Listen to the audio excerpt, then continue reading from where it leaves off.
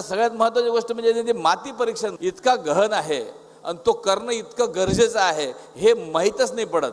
आपण जसं यानं हे पेरलं ते पेरलं, काय पेरता सगळे आपण लोक मग काय पेरता, मका पेरता का टाका, मग कापूस पेरता का टाका, मग सोयाबीन पेरता का टाका. मग पण आपल्या मातीत खरंच काही आहे काय?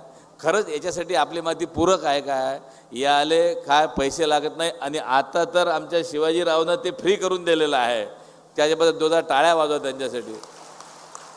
आता तज्ज्ञ लोक खूप आलेले आहेत. आमच्या ॲग्रिकल्चरचे पोरं आता बऱ्याच ठिकाणी व्हिजिट देतात आहे. त्यांना तुमच्या समस्या सांगा. ग्रामपंचायतमध्ये ग्रामसेवक आहेत, कृषी अधिकारी आहे, हे सगळे लोक येत असतात, फिरत असतात. तुमच्या काही समस्या असेल ते सांगत राहा, बोलत राहा आणि आनंदानं शेती करत राहा. बाकी पुढचा सगळं जे बाळणपण आहे ते निस्तारालय आमचे शिवाजी भाऊ आहेतच.